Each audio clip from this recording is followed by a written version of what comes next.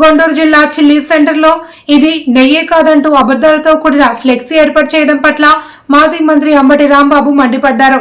YSR Congress party నాయకులు కార్యకర్తలతో కలిసి అంబటి నిరసన తెలిపారు. చంద్రబాబు ఆదేశాలతోనే తెలుగుదేశం నాయకులు ఇలా బరితెగించి విష ప్రచారం చేస్తున్నారు అని, తిరుమల లడ్డూలో పంది కొవ్వు జంతువుల కొవ్వు కలవలేదని సిబిఐ చెప్పిన తర్వాత కూడా తెలుగుదేశం నాయకులు ఇలా దుర్మార్గాలకు పాల్పడుతున్నారని అన్నారు.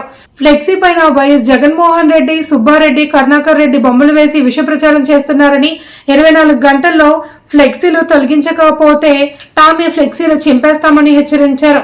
తిరుమల లడ్డూను రాజకీయాలకు వాడుకున్న చంద్రబాబు ప్రజలకు క్షమాపణ చెప్పాలన్నారు. కానీ అది మంచి పద్ధతి కాదని, ఇలాంటి దుష్ప్రచారం చేయటాన్ని ఖండిస్తున్నాం.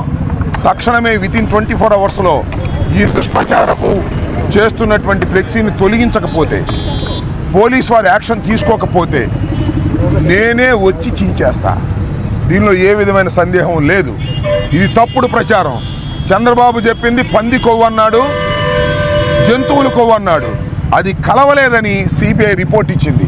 సిగ్గు లేకోకుండా ఈ విధమైన ప్రచారం చేసి జగన్మోహన్ రెడ్డి గారి మీద, వైఎస్ఆర్ కాంగ్రెస్ పార్టీ మీద పనిగట్టుకుని దుష్ప్రచారం చేస్తే చూస్తూ సహిస్తూ ఊరుకోలేమని మనవి చేస్తున్నాను. ఇవాళ మేమందరం వచ్చాం, ఎవరు లేరు, చించేసిన ఎవడు అడిగేవాడు లేడు. కానీ అది మంచి పద్ధతి కాదనే ఉద్దేశంతో వాళ్ళకి చెప్తున్నాం. మర్యాదగా రాజకీయాలుగా చేయండి, రాజకీయాలు ధర్మంగా చేయండి.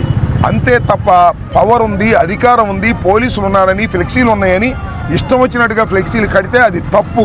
అది మంచి సాంప్రదాయం కాదు. ఆ సాంప్రదాయానికి తెలుగుదేశం వాళ్ళు ఫుల్ స్టాప్ పెట్టకపోతే అనుభవిస్తారు.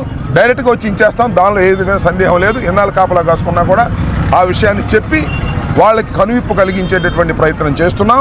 చంద్రబాబుకి ఇప్పుడైనా సిగ్గు తెచ్చుకొని క్షమాపణ చెప్పాలి. పంది కొవ్వు, పశువు కొవ్వు కలిసిందని ప్రచారం చేసిన దుర్మార్గపు ఆలోచనకి ఇప్పుడు